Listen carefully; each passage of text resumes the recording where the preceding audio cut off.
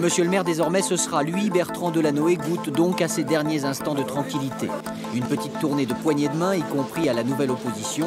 On aperçoit déjà Anne Hidalgo, la future première adjointe. Je crois que 2 ans d'investigation pour arriver à ce type de conclusion et 17,50 € le bouquin, ça fait un peu cher, quoi. Hein, donc, excusez-moi, mais...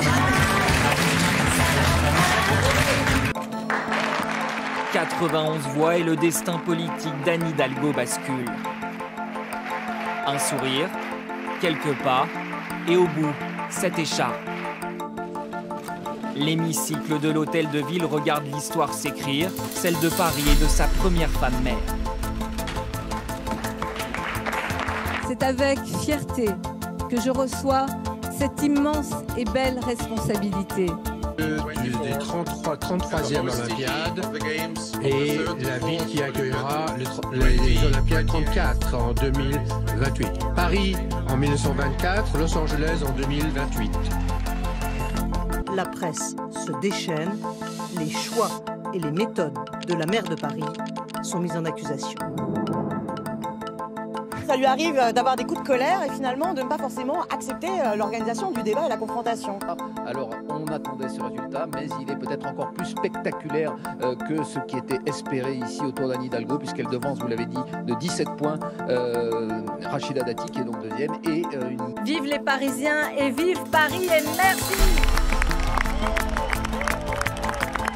Pour faire de nos espoirs la réalité de nos vies, j'ai décidé d'être candidate à la présidence de la République française. À tous ces prophètes de malheur, je leur dis, mais dans vos rêves!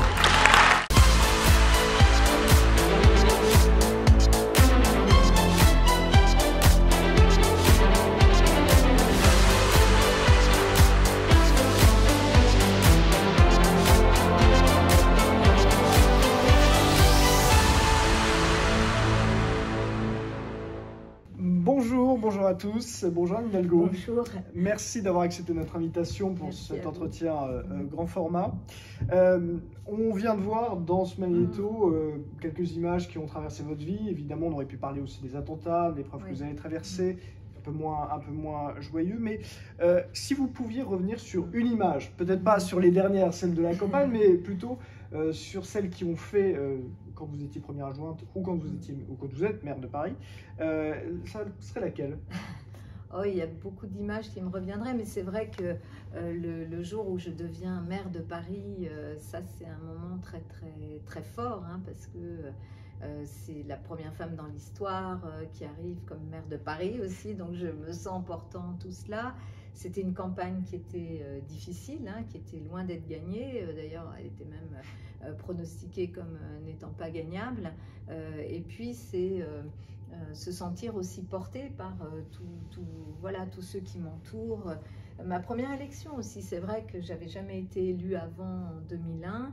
Et tout d'un coup, là, découvrir cet univers politique, alors je l'ai découvert par le militantisme et par aussi, bien sûr, toute la campagne électorale qui avait précédé, mais j'arrivais quand même dans ce monde-là et j'en découvre aussi très vite toute la violence, l'amitié, mais aussi la violence, notamment à l'égard des femmes. Parce que vous allez remplacer Bertrand Delanoë, qui sera convalescent dans les quelques mois après votre arrivée en plus. Quelques mois après, puisqu'il est poignardé pendant une nuit blanche, la première nuit blanche. Voilà, alors, donc on va venir dans un instant sur votre programme. Vous êtes donc la candidate du Parti Socialiste, candidate de la gauche, mais il y a quand même une question sur votre campagne et qui nous concerne aussi chez les jeunes. On a interrogé beaucoup de jeunes, de gauche notamment, qui sont un peu découragés, qui sont un peu démobilisés. Vous avez sûrement lu la presse, maintenant on parle des législatives. On parle des circonscriptions à Paris, notamment, et de la distribution des circonscriptions chez les écologistes et les socialistes. On a déjà, chez certains, sauté la présidentielle. Est-ce que vous comprenez que ça, surtout chez les jeunes, c'est les primo-votants, qui sont déjà des jeunes, des gens qui votent moins, ça les décourage encore plus? Vous comprenez ça que ça démobilise, ça décourage? Oui, je comprends bien sûr que les gens se disent, mais c'est quoi ce truc-là, quoi? Si c'est ça la politique, franchement, ça donne pas envie. Moi, j'ai envie de leur dire, la politique, ce qu'ils nous en montrent, ce qui est montré aujourd'hui dans les médias, c'est malheureusement ça, mais c'est pas ça la politique. La politique, c'est de la rencontre humaine, ce sont des équipes qui se battent sur des idées, qui portent des projets, qui vont convaincre, qui vont à la rencontre des gens. Là, par exemple, on va à la rencontre des gens dans des porte-à-porte, sur les marchés, partout où les gens habitent. La politique, c'est aussi, et notamment le vote, c'est le seul moyen de faire changer les choses. Donc, je crois vraiment, ce que je peux dire aux jeunes, d'abord, il faut qu'ils prennent leur avenir en main. Et à défaut de la démocratie et du vote, on n'a rien inventé de mieux. Parce que sinon, c'est le rapport de force bestiale. Et puis, on est dans un monde où on a tellement, et un pays, dépolitisé les choix. On nous a laissé... croire, c'est les sondages qui font l'élection, c'est la course des petits chevaux, c'est comme à TripAdvisor, on va mettre des notes, des machins, des trucs, et puis on va, par des stratégies de troll ou de je sais pas quoi, numérique, on va faire changer les choses, et puis on va montrer que c'est comme ça qu'on va faire bouger, mais tout ça, c'est vraiment du grand n'importe quoi. La seule façon de faire changer les choses, c'est de s'impliquer soi-même. La première des implications, c'est celle du vote. Pour voter, renseignez-vous sur les programmes, regardez ce qu'on propose, regardez qui nous sommes, ce qu'on a fait avant, jugez par vous-même.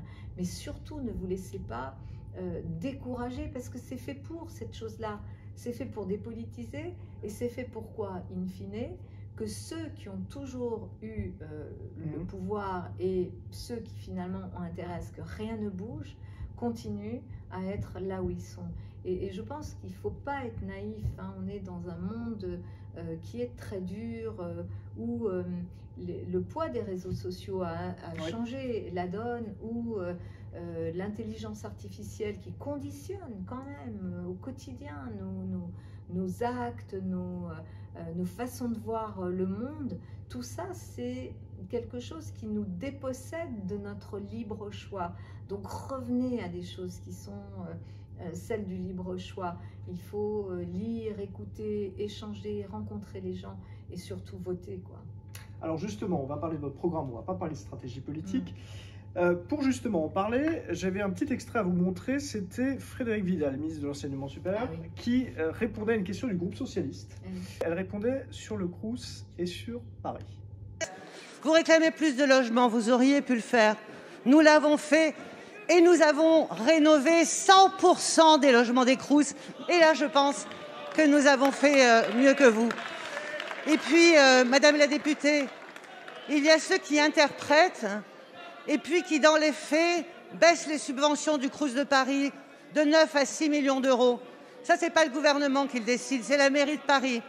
Ce que le gouvernement décide, c'est doubler les aides d'urgence pour les Crous, plus 54 millions d'euros. Madame la députée, il y a effectivement des gens qui interprètent, et puis il y a ceux qui font ce qu'ils disent et qui disent ce qu'ils font. Je vous remercie.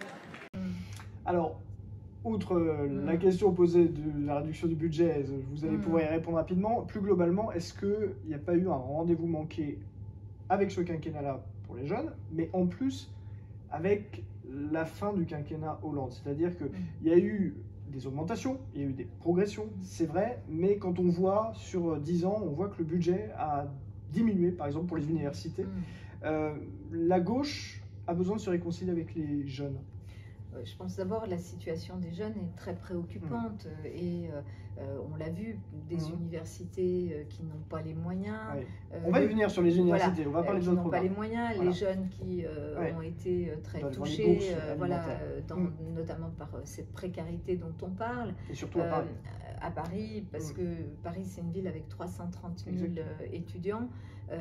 Ce que ce gouvernement a fait, c'est proche de rien.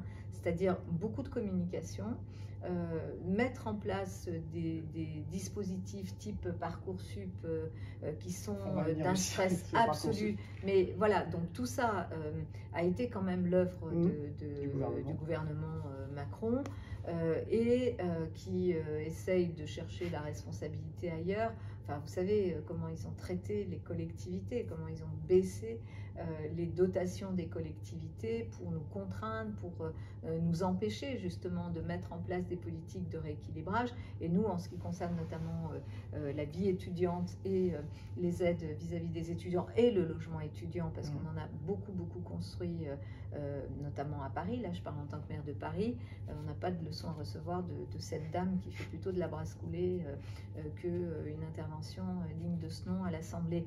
Donc, est-ce qu'il y a eu un rendez-vous manqué à l'époque de Hollande? Je pense qu'il y a eu des choses très fortes quand même sur l'éducation, sur les moyens à l'école.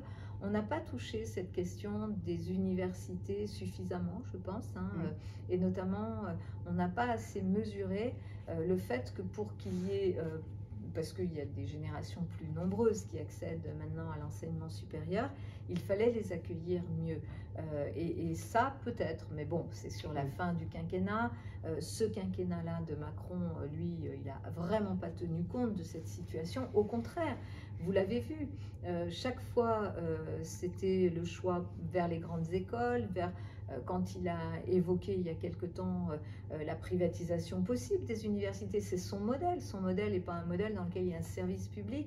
Tout ça, ce sont des choses qui, évidemment, se payent et qui se payent dans la durée. Moi, ce que j'essaye de dire, c'est qu'il faut redonner confiance en la jeunesse, qui vient de passer quand même 2 années très dures, se projeter dans le monde d'après, où on sait qu'il y a cette crise climatique qui est là, qui est majeure, et qui quand même vous bouche un peu l'horizon, qui crée une espèce d'angoisse qu'on voit chez beaucoup de jeunes aussi, et se projeter dans un monde après Covid où vous avez le sentiment que les jeunes ne sont pas toujours les bienvenus, ça oblige les adultes que nous sommes à mettre en place un accompagnement et des politiques vis-à-vis de la jeunesse qui soient beaucoup plus bienveillantes que ce qu'on a fait jusqu'à présent.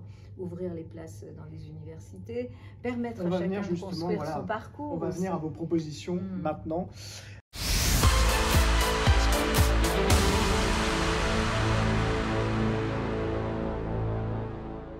Vous avez publié votre programme, il est disponible en ligne, vous en parliez tout à l'heure, on peut aller le consulter. Vous êtes l'une des seules candidates avec Jean-Luc Mélenchon par exemple ou Yannick Jadot.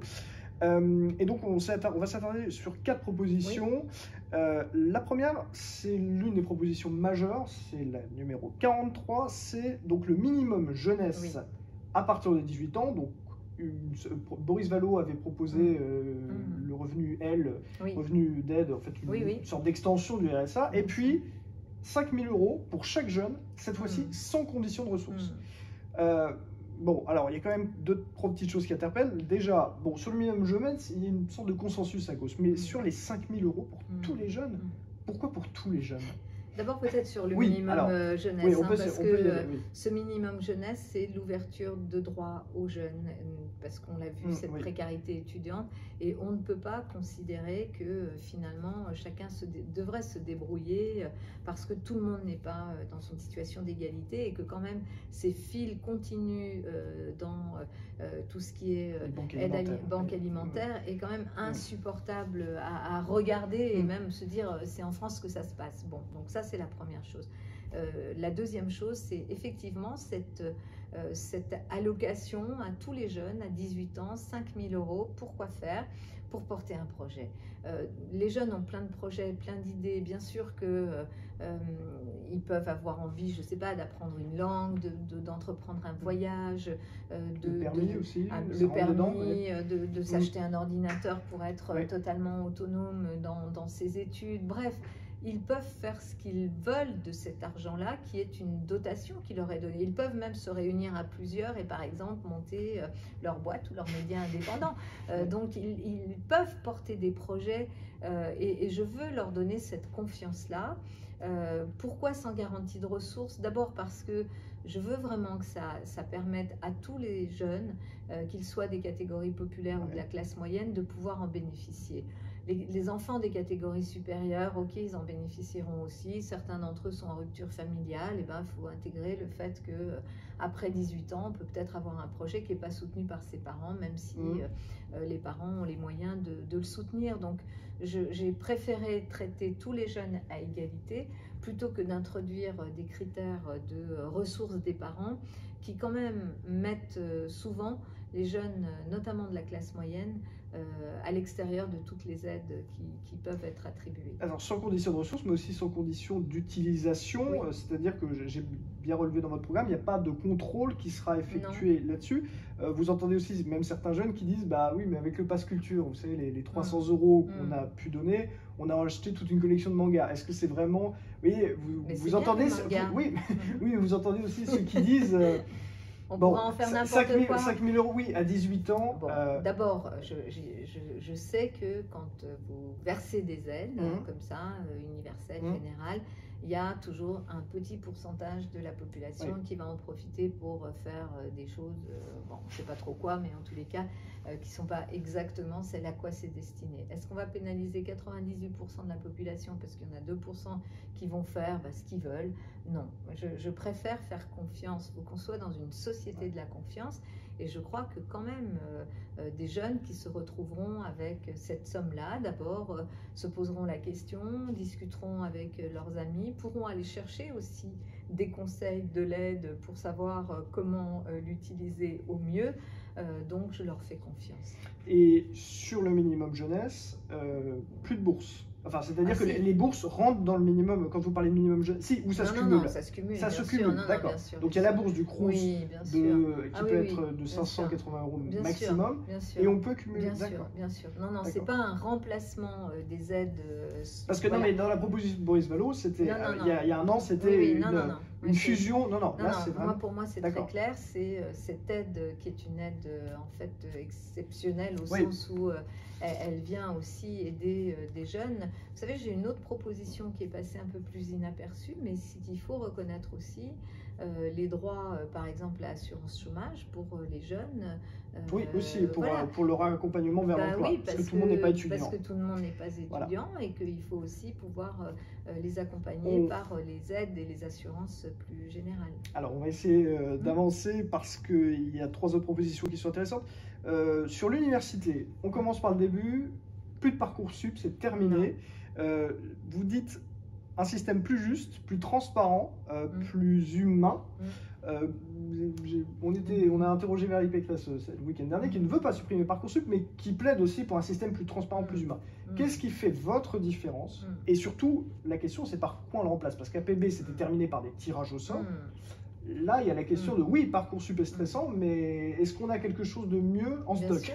D'abord, Parcoursup, la grande différence avec Valérie Pécresse, c'est que moi, je le supprime, parce que c'est un algorithme qui décide de votre vie. Alors, c'est sûr que le tirage au sort, c'est pas mieux.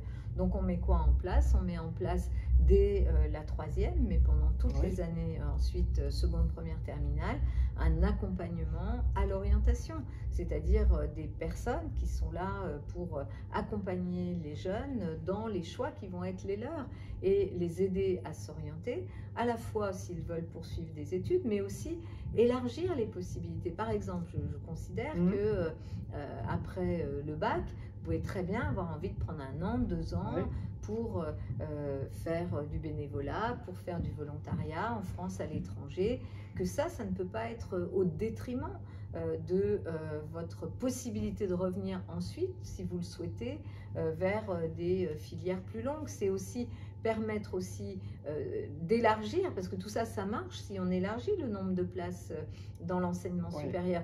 Parcoursup, objectivement, ça sert à quoi? Ça stresse les gens, mais surtout, ça sert à gérer une pénurie de places qu'ils n'ont pas voulu ouvrir.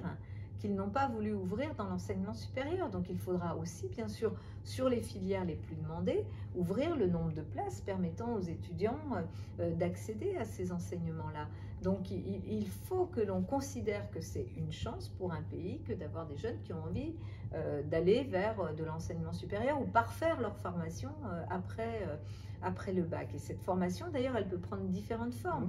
Ça peut être l'université, ça peut être des formations en alternance, ça peut être de la reconnaissance par le travail du parcours du jeune qui peut aller vers des formes aussi diplômantes. Donc il faut qu'on ouvre les possibilités pour les jeunes et ne pas leur dire, bah voilà, si à 18 ans, tu n'es pas sorti de la prépa d'Henri IV, ta vie n'est pas foutue, quoi. Hein, ta vie n'est pas foutue, tu as plein de choses à faire dans ta vie qui sont incroyables, extraordinaires.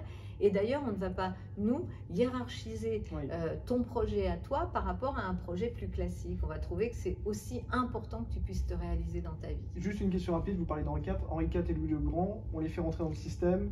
Bah bien sûr, non, mais parce que et même les aujourd'hui, les parents ne sont absolument pas d'accord. Mais je sais bien, parce que je sais bien, mais il faut faire rentrer tout ça dans quelque chose qui est, on va dire oui, mais comment on va former l'élite? Ne vous inquiétez pas, mais l'élite, si elle est aussi formée avec des compétences, des origines différentes, je vous assure que le pays ira mieux aussi. Et pas de Parcoursup non plus pour les masters, hein. C'était dans non, bien sûr, parce que voilà, vous voyez bien que là, en fait, il faut supprimer Parcoursup. Absolument. Là, le stress au niveau du bac, il se retrouve au niveau des masters. Et en plus, avec un diplôme à bac plus 3 qui n'a pas de reconnaissance réelle. Donc, il y a beaucoup de jeunes qui se retrouvent coincés dans des formations générales ou pas générales, mais qui, du coup, s'arrêtent au moment du master et sont aussi en plein désarroi. On reste sur l'université. Vous voulez faire l'alternance généralisée, ou en tout cas proposer l'alternance généralisée. C'est-à-dire que demain, un étudiant en droit, en licence par exemple, pourrait, avec la scolarité évidemment, avoir par exemple, je ne sais pas, un travail dans un cabinet d'avocat ou dans un tribunal, ou dans une association. Donc maintenant, ça serait possible. Voilà, l'idée c'est vraiment d'ouvrir ces formations en alternance post-bac. Aujourd'hui, il n'y a que 7% des formations qui sont accomplies en alternance.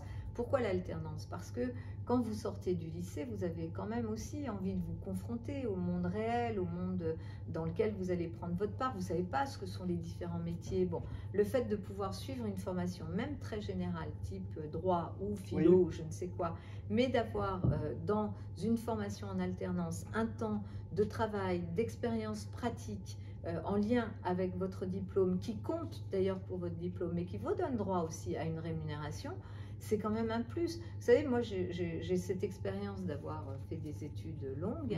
À l'époque, j'ai fait un diplôme de droit à l'université de Lyon 3. Et puis, j'ai repris ensuite, tout en travaillant comme inspectrice du travail, un diplôme, à l'époque, c'était un DEA, c'est l'équivalent du Master 2, en droit du travail. Je vous assure que le moment où j'ai le plus profité de l'enseignement qui m'était donné, c'est ce moment où j'avais en plus l'expérience pratique ou la pratique professionnelle qui me permettait aussi de mieux comprendre les enjeux. Et je crois que c'est un enrichissement pour tout le monde. Ça sera aussi un enrichissement pour les entreprises que d'avoir ces jeunes. Autre mesure, 40 cette fois-ci, vous les connaissez peut-être pas toutes par cœur. Par le numéro, peut-être par pas, le numéro. C'est le cannabis. Alors, c'est pas oui, c'est pas non, c'est on fait une conférence. Oui, absolument. C'est un peu... Enfin, la conférence n'est pas floue, votre proposition n'est pas floue, mais du coup, on ne sait pas. En fait, si vous voulez, je pense que cette question-là est une question sur laquelle le statu quo n'est pas possible. Ça, on est d'accord. Voilà, oui ou c'est non. La situation actuelle n'est pas possible parce qu'elle conduit à quoi? Est-ce qu'on soit un des pays où on consomme le plus et en plus des produits quand même souvent de très mauvaise qualité, trafiqués, qui posent plein de problèmes, des problèmes de santé publique. Donc le statu quo n'est pas possible. La conférence de consensus, c'est pas pour garder les choses en l'état. C'est pourquoi faire? Créer un consensus, parce que c'est un sujet qui est quand même très clivant. C'est un sujet dans lequel, si vous voulez que pendant 5 ans, on mette les Français, ceux qui sont pour, ceux qui sont contre, en mode affrontement, alors là, on est parti pour même plus de 5 ans. Donc moi, je ne veux pas de ça. Je pense que le statu quo n'est pas possible, ça c'est le point de départ. Ensuite, il y a un problème de santé publique. On ne peut pas dire que le cannabis ne pose pas un problème de santé, et notamment pour les jeunes et les très jeunes, parce que... en dessous de 18 ans. En dessous de 18 ans, et on le voit, ça crée aussi des problèmes, mais qui vont jusqu'à des troubles qui arrivent en hôpital psychiatrique. Donc, il faut qu'on pose cette question sous l'angle de la santé publique. Comment on fait pour protéger quand même, et notamment les jeunes populations, face à ce qui est une drogue et qui présente des dangers comme d'autres addictions peuvent présenter des dangers.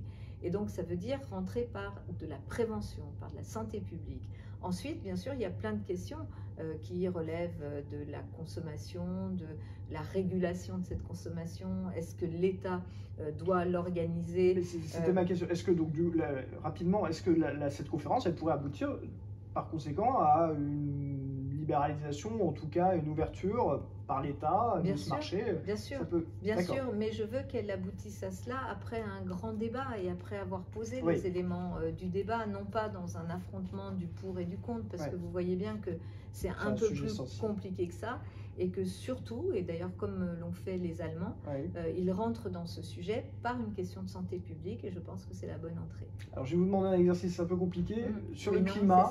Sur le climat, est-ce que vous voudriez mettre en avant une proposition? On ne peut pas toutes les aborder, mais c'est un point central, à la fois sur la partie économie, où j'ai vu que vous reliez climat et économie, et puis vous aviez une partie sur l'écologie. Est-ce que là, il y a une mesure en faveur des jeunes ou en faveur de la planète, parce que c'est notre avenir, que vous voudriez nous expliquer? Alors, je vais laisser toutes les mesures concrètes d'accompagnement social, du changement climatique sur les véhicules, les logements, etc. etc. Pour moi, il faut reconnaître les droits de la nature. Il faut vraiment reconnaître les droits de la nature et de la biodiversité, les droits du vivant, les droits des animaux, parce que la base de la reconnaissance par le droit, c'est ce qui permet après d'empêcher des abus, d'empêcher des gens qui sont des prédateurs et qui viennent faire en sorte que finalement on ne protège pas le vivant, on ne le préserve pas.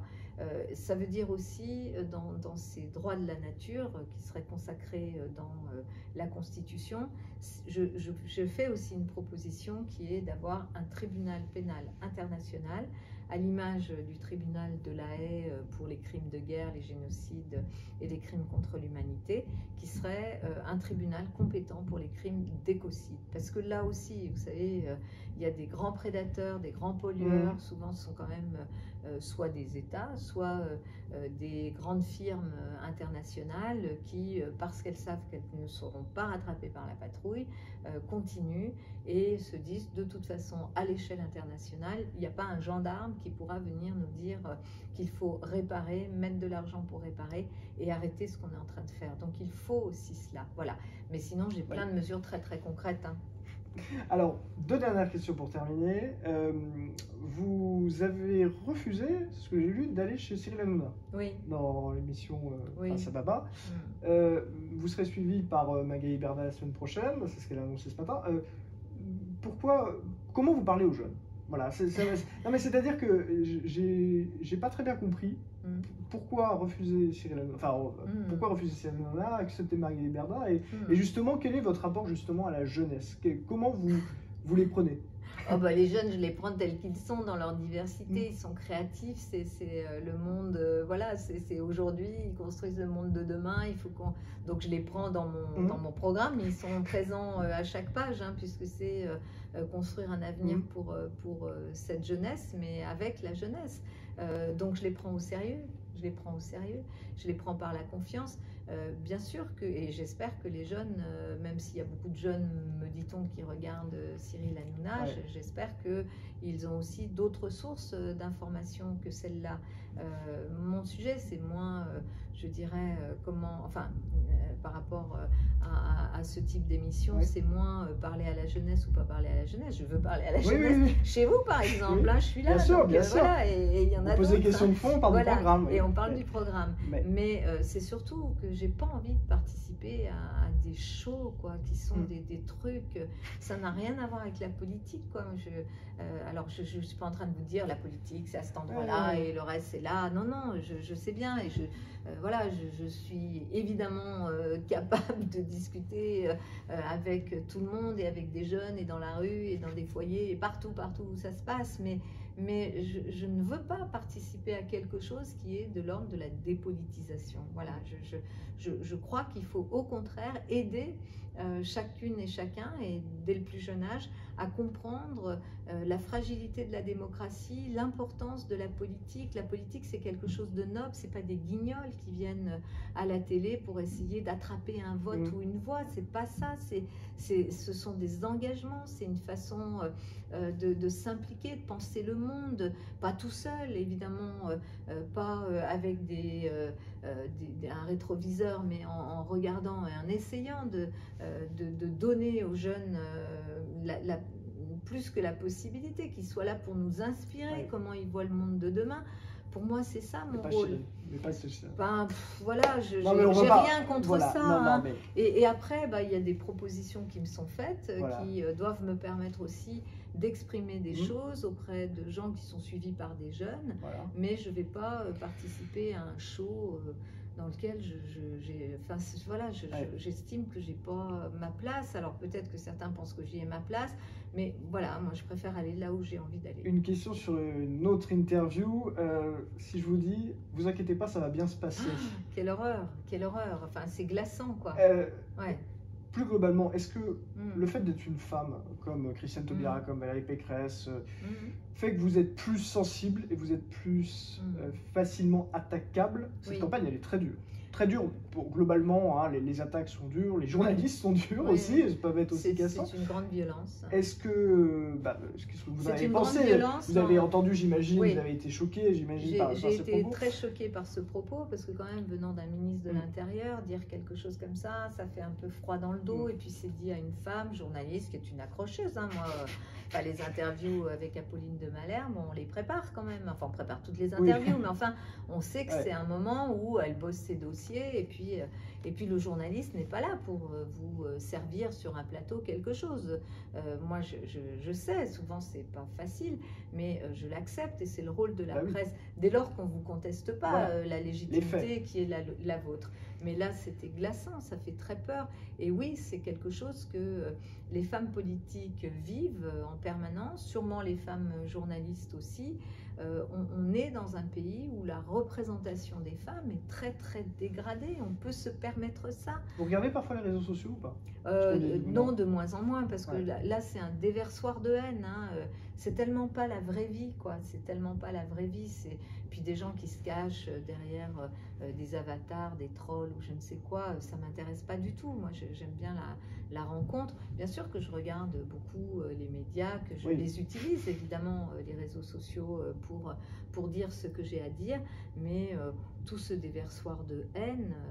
Franchement, voilà, je me dis souvent, c'est comme beaucoup, hein, heureusement qu'il n'y avait pas ces réseaux en 40, hein, parce que déjà que, voilà, les Juifs ont payé un lourd tribut et nos démocraties aussi, mais alors je pense que là, ça sera encore pire. Et ça sera ma dernière question.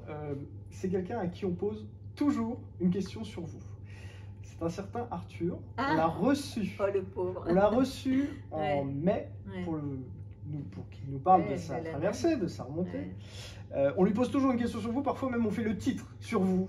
Et c'est pas facile. Il nous l'avait dit. Mais ce qui m'intéresse, c'est vous êtes lancé dans une campagne qui est difficile, on vient de le dire. Lui a remonté la scène, a fait d'autres défis. Est-ce que cette famille, ça, de se lancer des défis complètement fous, parfois Voilà, mais des amis m'ont dit, quand ils ont vu Arthur partir dans son défi, après avoir quand même fait la traversée de la Manche aussi, la Manche. Et ils m'ont dit, quand même, hein, c'est une famille de dingue. Hein. Moi, déconsidérer cette famille-là, je le ferai pas. Hein. Non, on sait pas, voilà, on se construit pas dans le défi, hein, mais c'est vrai que dans la liberté, oui, ça c'est clair. Merci Anne Hidalgo d'avoir répondu à la question. Vous tenez bon? Ah oui, très, oui. Je suis bout. là. Ah bah oui, ça c'est sûr. Merci Anne Hidalgo d'avoir répondu à nos questions. Merci.